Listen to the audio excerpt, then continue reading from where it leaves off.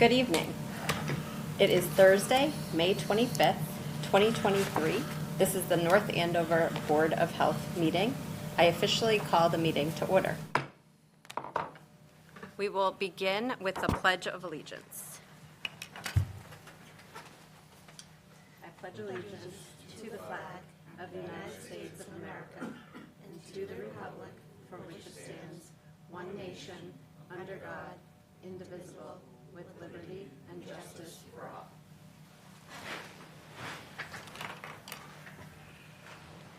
Next agenda item is the approval of meeting minutes for March 30th, 2023 and April 27th, 2023. I reviewed both of these minutes, made a couple of changes, nothing major. So I'm going to make a motion to approve the March and April minutes. I second the motion. All those in favor? Aye. Okay. Aye, sorry. Meeting minutes are approved for March 30th, 2023 and April 27th, 2023. This evening, our next agenda item, we actually have 4 public hearings this evening. So we will begin with our first public hearing, which is Mr. John Schroeder of 9 Village Way. I just need a motion from somebody to I will open. motion to open the meeting. Okay. Public I'll second. All in favor? Aye. Brian, do you want to start with some background? I will just say that, I'll just do a quick one, I'll let Mr. Schroeder speak. But a tenant at this property called the health department with a complaint. Stephen went out, did an inspection, found a couple of violations. And one of them was an issue with one of the heating units. So at the time, it wasn't cold out, so it was hard to do temperature readings to see if it would actually meet the minimum requirements during the heating season. So Mr. Schroeder appealed the order, wants to talk to the board, gave you guys a letter explaining his situation. And there was some issues with the tenant possibly moving out and it not being re-rented, as it is a single-family home with an in-law apartment. So it's not a like 3-family tenement, or it's not a condo that is perpetually rented out. So I'm gonna let Mr. Schroeder explain the situation with the heating units, there's 4 of them in the dwelling, and what the situation is with the tenancy. Can you just introduce yourself and your address, please? My name is John Schrader, and I live at 9 Village Way, North Andover. Thank you. Thank you for letting me come here tonight. The first thing is that this unit, or this place, is no longer a rental unit. It hasn't been since roughly 17 March, and there's no intention of it being a rental unit. With regards to the specific things that were mentioned in this, there were 4 of them. I guess my point is 2 points. First of all, some of these things are not correct, and I had a discussion on the telephone with Mr. Casey at some point, and I guess he's no longer around. But, and explained that to him, so I guess that's why I'm here. So, I don't know, can I go through there's this letter, which I assume you all have seen or have. So could I go through that? Absolutely. It is indeed true that there were no carbon CO monitors. That was fixed or replaced. And again, I want to point out, this is not a rental unit anymore. There were smoke detectors, and there were 2 sets of smoke detectors. He apparently didn't see one of them. So that's that. With regards to the heating system, once again, I was not there when the inspection was done, although apparently I was in the building, and I wish that Mr. Casey or someone had told me, because I would have pointed out. There are actually 3 heating systems in the unit. One on the second level, one on the first level, which is the one that was that you pointed out. I'm sorry, Brian. That Brian pointed out. And there was a third one that was not, that the tenant or the lady who was living there did not even point out to them. And that's this thing. But with regards to the one that Mr. Casey did look at, there was a contract in place with Route 128 to replace that system. It has been replaced. Okay. So it's basically what I have to say. Okay. So essentially, if it's not being rented out and it's not a occupied unit, it's an in-law apartment, correct? Pardon? It's an in-law apartment, correct? Yes, sir. Okay. Are you gonna rent it out? No, sir. Okay. In the order letter that you received, there's a condition in there that if you're gonna re-rent it, you have to have it inspected because there were violations noted. But if you're not gonna rent it out, it's up to you what you do with your heating system. And if it's not an occupied area of the house, then I have no reason to go back. But if you're gonna Well- rent it out to anybody, family member, for any type of tenancy, then you have to have it re-inspected prior to occupancy. If it is, even if it's a family unit. If you rent it out to, Well, I'm not renting it out, but if a family member lives there, is that also correct? no, if you rent it out to anybody paying any type of monetary sum on a monthly basis, Okay, then you have to have it re-inspected. okay. Can I ask to have it re-inspected so that I can at least get this off the record? Sure? So the heating system's fixed? Pardon? The heating system is fixed? Yes, sir. Here, would you like a receipt? That would be great, thank you. You can send us a copy, that's fine? Nope, you can have this. Okay, This is a copy. all right, perfect. So that's a copy of the contract, Okay. and that's been inspected by The plumbing inspector? yes. Okay, excellent. So I guess that's settled. Okay, Okay. okay. So there's really no, There's no, No action. No action to be taken? No discussion. Okay. Okay, so will it be re-inspected, or are you happy? yes, oh yeah, yep, absolutely. So if you have your smokes and your carbons, the oven and the heating system, then we're good. Okay. All right, call my office Tuesday. We can set up an inspection for next week. Sorry.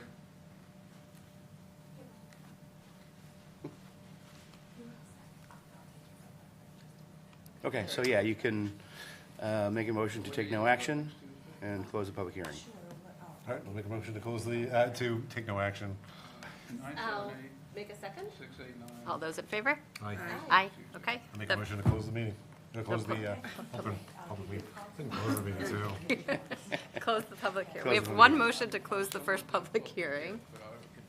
Second. Okay, all those in favor? Aye. Aye. Okay. Moving on to our second public hearing of the evening. This is Mr. and Ms. Scott of 39 Hawkins Lane. If I can have a motion to open the second public hearing, please. Make a motion to open the second public hearing. I'll second. All those in favor? Aye. Aye, thank you. Brian, background on this one? Okay, so this is a septic system, a dwelling with a septic system that was added on 2 years ago. They were exceeding the capacity of the existing system by adding on additional rooms, and I gave you guys the background on Title V and how to calculate that out. It's pretty basic. So that was done back in the day when the addition was built. The homeowners agreed to enter into an agreement and put a deed restriction on the property. In that deed restriction, there are 4 conditions that the board voted on and included in the deed restriction. And the deed restriction's in the packet, so you guys can read it. The deed restriction basically says there are these 4 conditions you have to meet. One of them that they mention is get it inspected by a Title V inspector every 3 years to make sure it's maintaining its efficiency and still working. And the 4th one is that prior to when the house is sold, the system would be upgraded to the current needs. So they have to increase the size of their leaching field to meet the current size and number of rooms in the house. Hey, Bill, how are you? I guess Bill's here to talk on the homeowner's behalf. This is from Merrimack Engineering. Evening, I'm Bill Dufresne with Merrimack Engineering. Also here is Tom Scott, who's now the previous owner of 39 Hawkins Lanes that has been sold, and Okay. his attorney, John Iacocca. As Brian mentioned, back in 2009, the Scotts were looking for a building permit to add 2 rooms to their home. One was a home gym, one was an office. At the time, their system was functioning and operating properly. They had an inspection, I believe, by Ben Osgood of New England Engineering. He represented them, by the way, on that behalf. I did not. And someone must have presented to the board at the time that why should we replace a septic system that's working fine due to a bedroom count? Why can't we be allowed to let it operate till it fails naturally, at which time we will upgrade it to the appropriate number of rooms in the house? And so that was the That was the provision this board gave them back when they got the building permit. They're sort of in the same situation again. The system's working fine. They just had an inspection. There's no evidence it's not working properly. The new owners of the home are 2 people. The design flow of the home, by the way, is a 4-bedroom home. It's 440 gallons per day. The house is occupied by 2 people. So we're here simply tonight to request that that deed restriction be altered to allow the new owners to live in it until such a time it fails, and then it be again upgraded for the appropriate number of rooms. With the thought that we have a system that's working properly. Is it in the best interest to rip it out of the ground and put a bigger one in? Why don't we let that happen naturally when the system fails and then upgrade it at that time? And so we're here tonight asking for a modification to the deed restriction in that regard, with some consolation on our part that it be inspected annually, that it be monitored, reported to you, those type of things, if that's something that gives you more comfort in considering this request. That's something we're certainly willing to do or have done. And that's essentially why we're here tonight. So what you're proposing, sorry to interrupt, what you're proposing is the new homeowners are going to do a new deed restriction? Correct. Maintain the deed restriction, again, to allow the system to remain until it fails, and which time it will be upgraded for the appropriate number of rooms in the house, but exists today. Okay. And So- there's several reasons why we request it. This is a septic system which is within the 100-foot buffer zone. It's non-compliant to the local health regulations insofar as they have a local setback of 100 feet from a wetland. The state's 50, but when this was, I'm not sure what if we had a wetland bylaw when this was originally built or not, probably not, Brian. It was 88? It might have been, yeah, I think the local septic regs were in place. And the wetlands bylaw was definitely in place. The septic regs were in place in 88? Because it's less I than don't know 100 feet about from a 88. wetland. And so there are some environmental reasons that we don't want to rock the boat and disturb until it's absolutely necessary to do. I think it was the mid-90s when they did that first regulation here for Yeah, I think for so that. too. And same thing with the COMCOM. I think their bylaw was late 90s maybe? Yeah. But as it is now, the homeowners basically put off replacing the system until they moved. Deed restriction is pretty clear that when they moved, they would upgrade the system to meet the current size of the house. So if the new homeowners are willing to do another deed restriction, we'll make it clearer that it is to be replaced when they move, but that's up to you guys. How does this get past the mortgage process? The new homeowners probably agreed to it because I spoke to both the real estate agents and their attorneys. So essentially, the new homeowners are the ones willing to take on the cost of a new septic system? Which is a 5-bedroom system. Not until it fails. So Not, of course, not till it fails, but if they're planning on staying in there for 20, 30 years, hold on two seconds. If they're still planning on staying there 20, 30 years, at some point it's gonna fail, and we kind of kick the can down the road and now correct. pass it on to somebody else. That's just my thoughts out loud, sorry. So had this deed restriction not existed, and it does, and we understand it does, had it not, Title V protocol is, at the sale of a house, you inspect the septic system. If it passes, no work's required of the system. And that's what happened here. It passed, and so all parties were like, why are we ripping out a septic system that's working fine? Can't we keep it? And that's when the deed, and Attorney Iacocca discovered in the title work, this deed restriction, because frankly, nobody either recalled it or was aware of it. And so it was after the property went under contract to be sold. In fact, it was at the winding minutes before closing that this was discovered. I did personally speak with the buyers. I coincidentally did a septic system design for him in Wilmington years ago. He called me up and got my feedback on it and wanted to understand a little better, and it gave him the degree of comfort that he needed to go forward and purchase the property.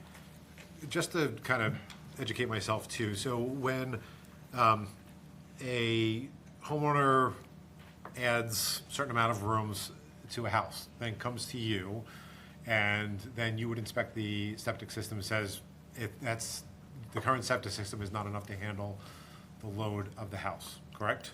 Or it comes to Not the. necessarily. No, part of the inspection process of a septic system is not if it's at capacity or not. It's, is it functioning properly? Okay. There's 13 or 14 specific failure criteria in a Title V inspection, and it's all relating to either environmental issues or is it functioning right? Not is it sized properly. And the simple reason is this: a septic system, if we're talking about a gravity-fed pipe and stone system, the size of the system is commensurate with the number of bedrooms.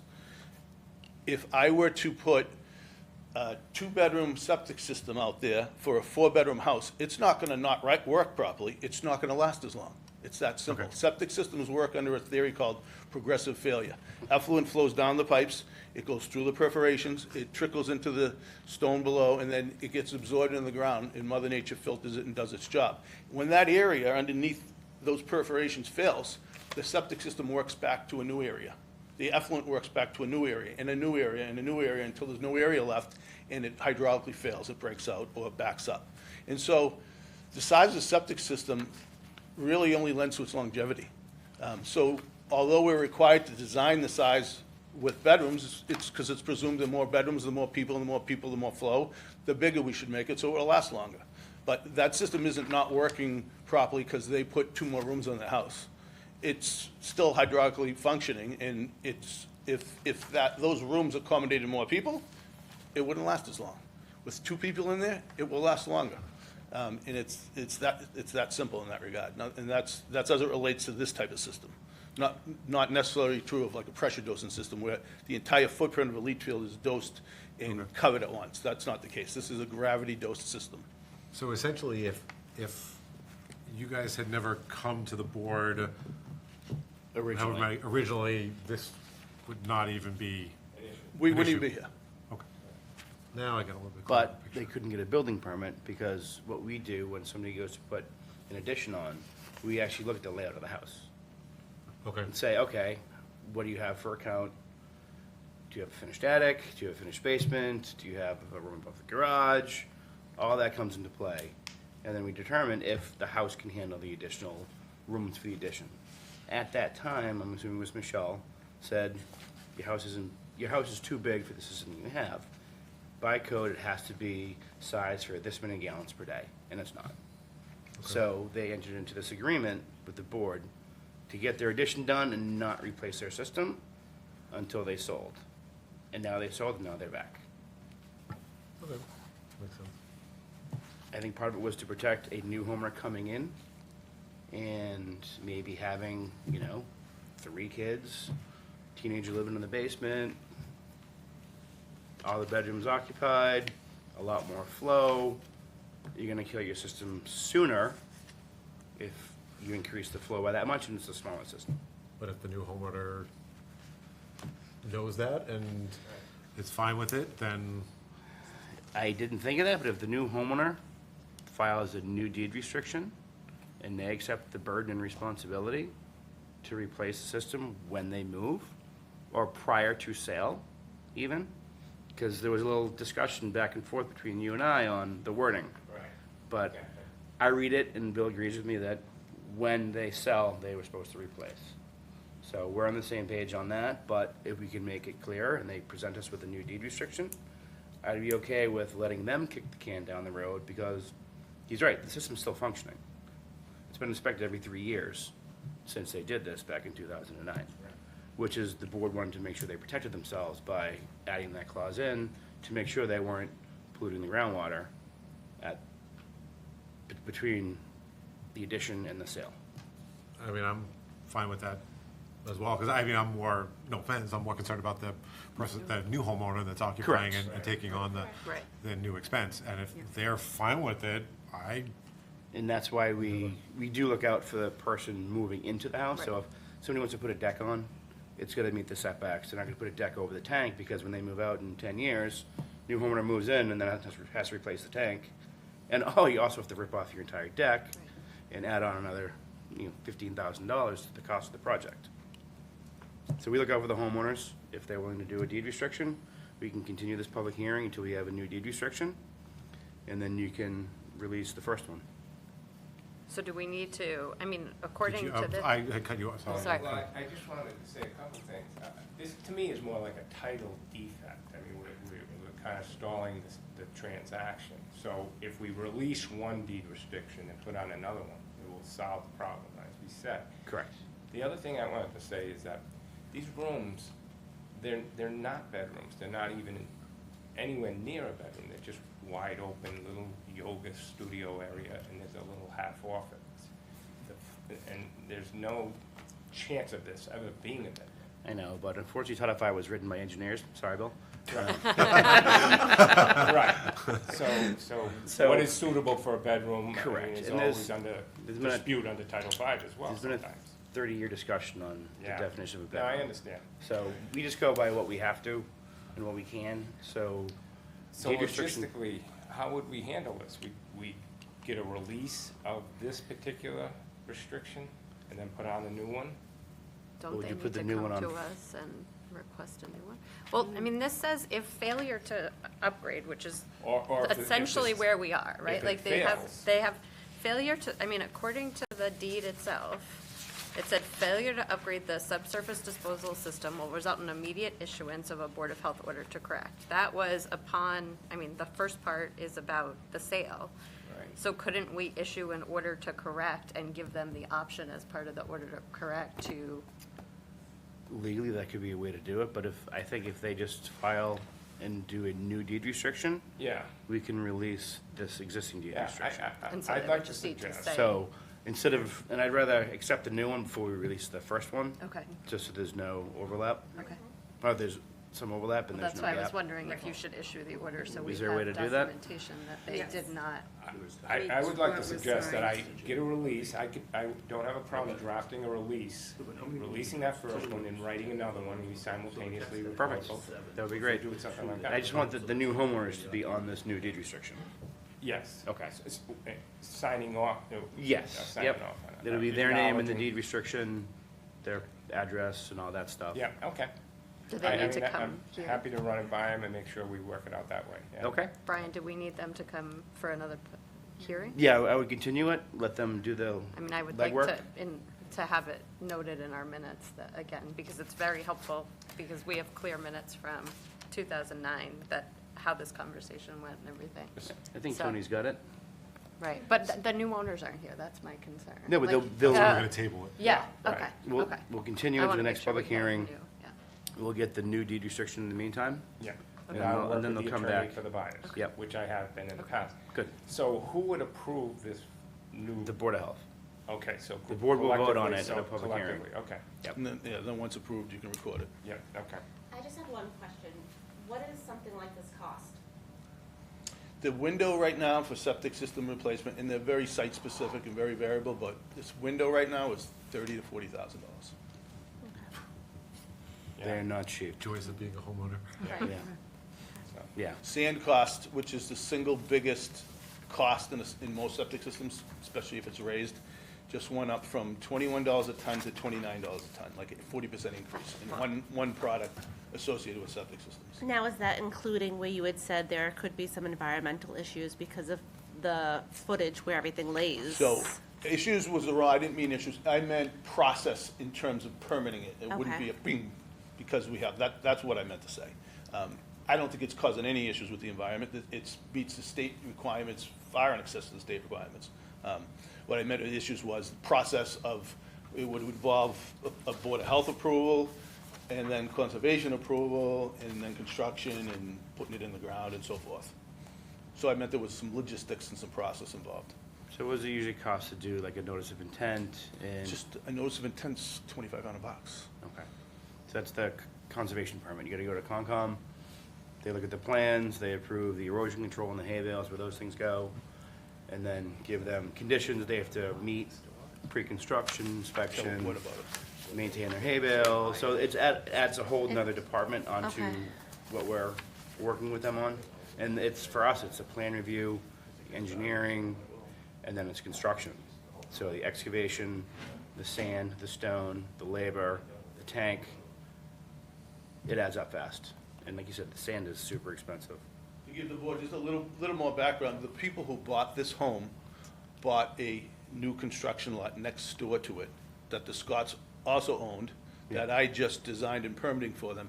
And they're building a house for them, for the adults next door, and the young married couple moved into the house.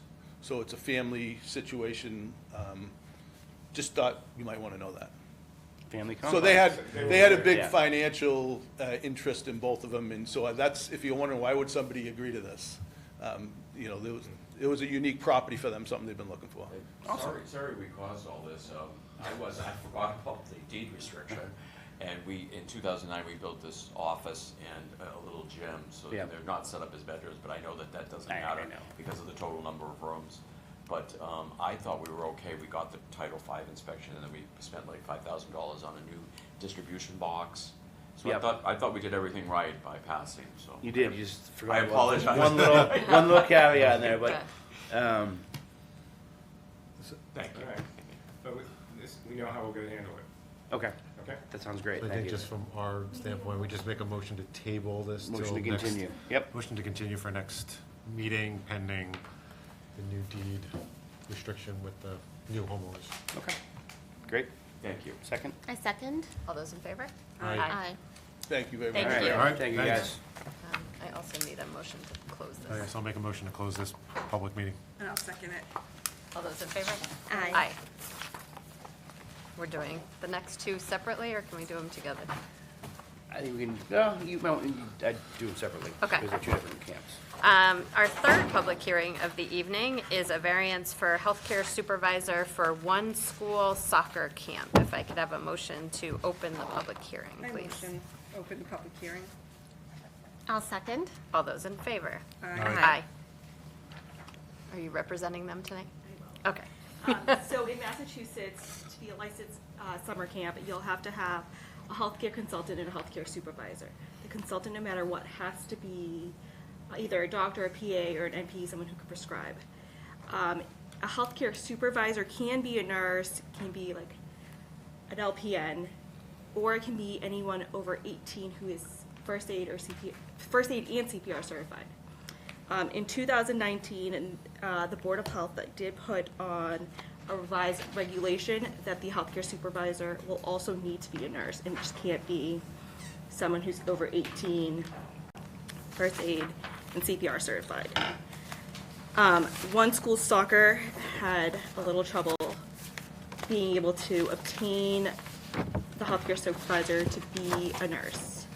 Last year, I didn't know I had to present it to the board, so it's my fault.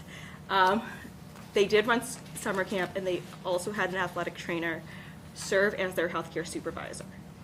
So in the state of Massachusetts, as long as the healthcare supervisor is fully trained by the healthcare consultant and can achieve like a whole checklist of necessary requirements, they're allowed to serve. So One School Soccer is now asking if the athletic trainer can serve as their healthcare supervisor. They're asking for Jordan. Jordan is a certified EMT, currently practicing with Trinity. He is the athletic trainer for Austin Prep. He is CPR certified and AED and first aid. I think that's the other one. No, they're both Jordan. Oh, sorry. They both really liked Jordan to serve. So, yeah, One School Soccer has Jordan, I'm gonna butcher his name, Martinsonen. That's lacrosse. No, that's summer. lacrosse. Where is it? Jordan's. Yeah, okay, oh, yeah, Skowalski. yes, oh. So One School Soccer has Jordan, the other Jordan, Skowalski.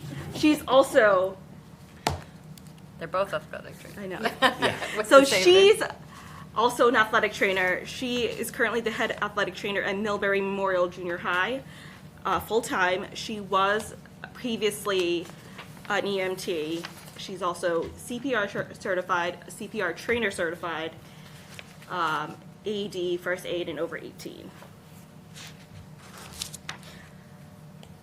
Their healthcare consultant is the head director of health and wellness over at Brooks, where they'll be hosting the summer camp.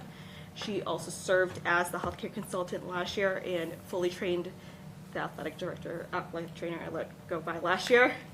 And they were able to host summer camp without any issues. So they were wondering if they could have an athletic trainer serve again, pending that the athletic trainer is fully certified and signed off by their healthcare consultant. I know we've done variances like this before. We have.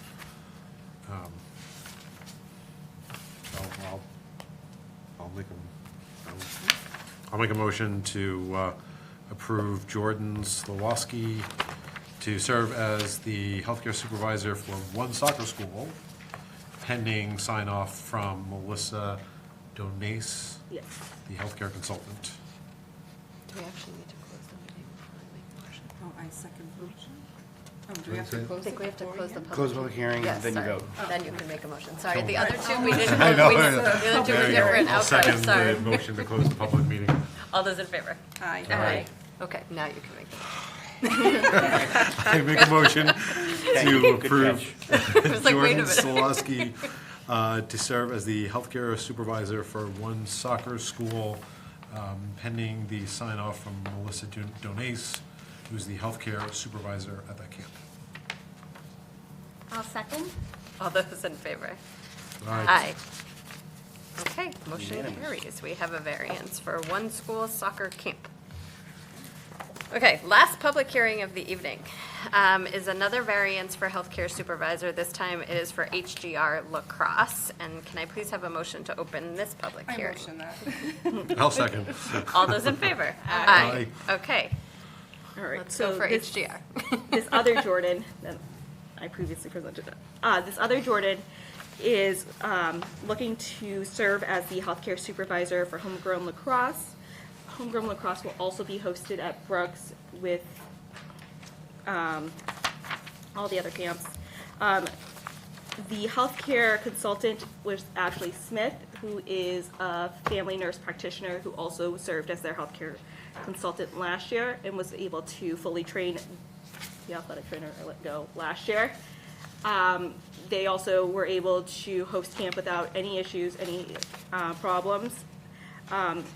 Jordan Maridonsani is an athletic trainer for Austin Prep.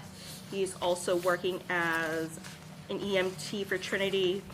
He is Sorry, keep going. he is CPR AED and first aid certified, and he's also over the age of 18, which fits the criteria for Massachusetts.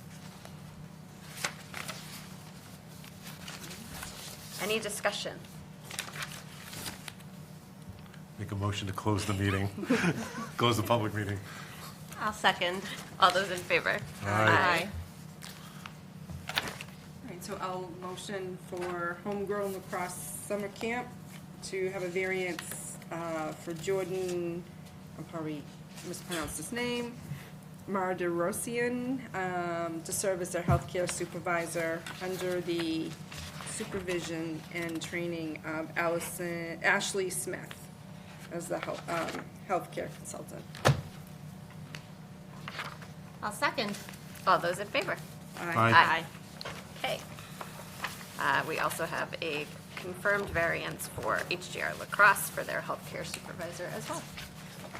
Question, do we need to revise or look at before next summer these so that we're not, It could be a very good possibility.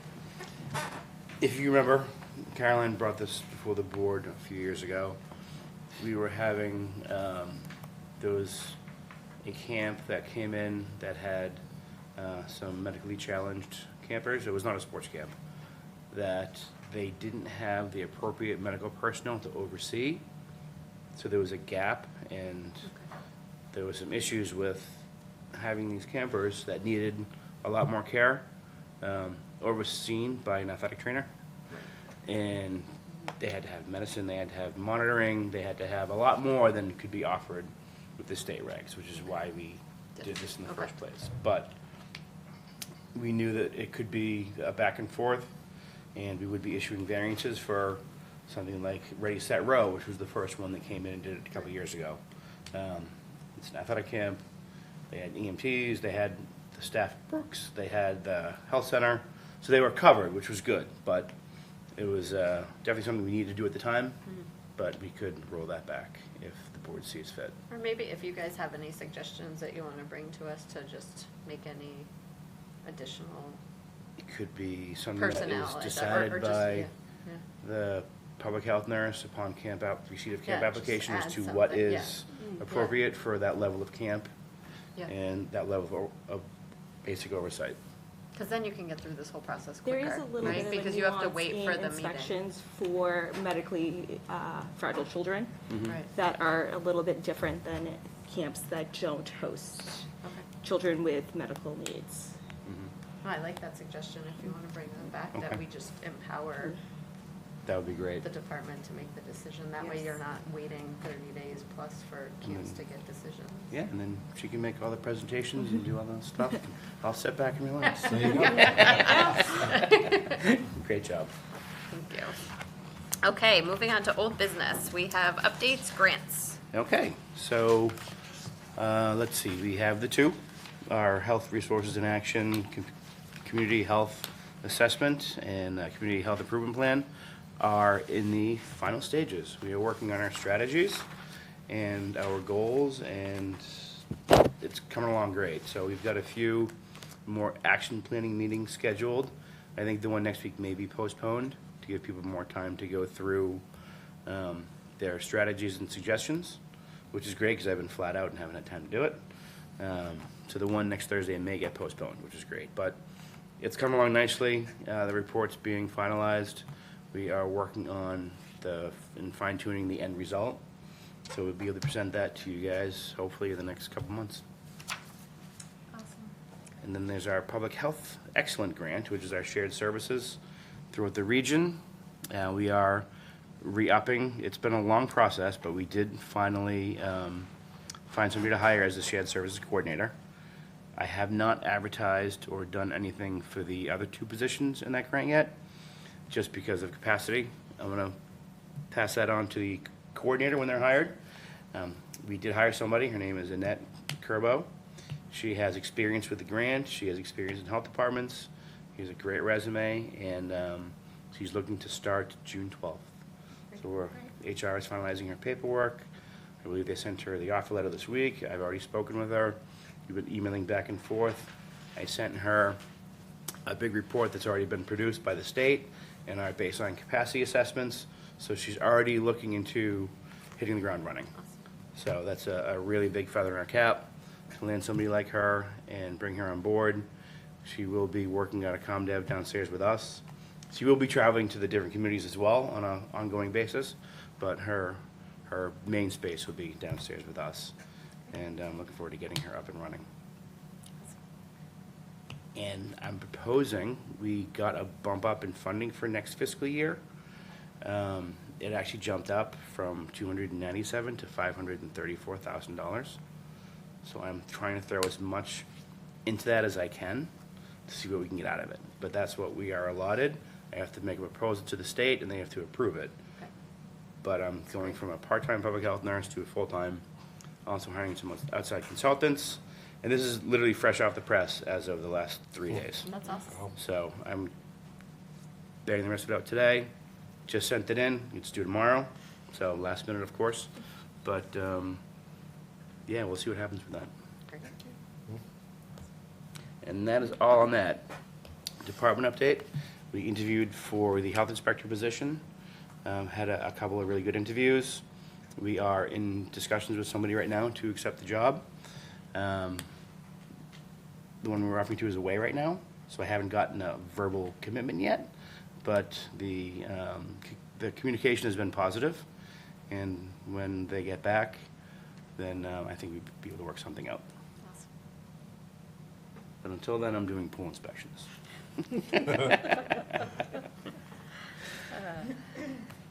Anything else for old business? No. Nope. Okay. Last agenda item is communications announcements and discussions. We have COVID-19, ending of mandates. May 11th. All gone. So I haven't even checked the spreadsheet in the past 2 We weeks. have one active case from a long-term care facility. But they're no longer reporting negative cases, so you can't calculate your positive percentage. Yeah, okay. I have, literally, I've just been out in the field. So I haven't been monitoring or maintaining the numbers. I don't think, if we have one active case, our numbers are very low.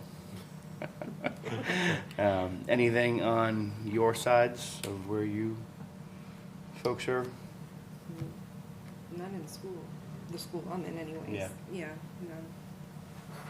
Fascinating to see people's lower half of their faces now. Yes. Like, oh, wow, that's what you look like, huh? So no more No, in the hospital environment? nope. I think the first day, everybody was like nervous, like, oh, should we wear a mask? And then by the end of the day, everybody had their masks on. No, I think for the first couple days I didn't have one on, then I kept it around the neck just in case I had to put it up a little bit for a coughing person. Yep. But yeah, we have a good amount of patients that are requesting staff to wear them, but Oh, wow. yeah. Okay. I mean, I still see people wearing them around I was town just and. saying, I Yeah, still in see grocery where stores. Yeah. it's definitely Yep. lasting. Mhm. Yeah. But it's good to see that the hospital isn't still having high numbers in the ICU or, It's gotta be close to a year now since I've taken care of a ICU level yeah, COVID patient, wow. yeah. Positive. So natural immunity and vaccinations, Yep. great. Okay, maybe this one doesn't have to be on our agenda anymore. Yep. So I think that will be the last time you have to present The on that. ceremonial removal. I know. Well, I'll just cross that off, just the Yeah. ceremonial. Yeah, well, Do we need to make a motion? Okay. Anything else from anyone? On June 20th, from 8 to 4, we are having a mammogram van outside of Town Hall. Oh, that's Oh, wow, awesome. that's cool. 20 minutes appointments. Dana Farber is bringing down their van. That'll be a good time. That's awesome. How is it being Great job. advertised? At first, we have offered it to town employees and schools. We are going to open it to the public, and it's going to be first come, first serve. They can only hold 30 spots I was for gonna the say, day. how many spots? So is this something they'll have to pre-sign up for? Yes, so all the screening and stuff will be done by a Dana Farber nurse. If they don't have insurance, is it? Dana covered? Farber will work with them, and they have a financial sector that will help them. And if they can't get on the van, they will see if they can accommodate them in their facilities. Wow, great. it's awesome. Have we done that before? Is this new? No, this is new. Awesome. Yeah. This is awesome. Very cool. Next year, maybe we can have like a colonoscopy van.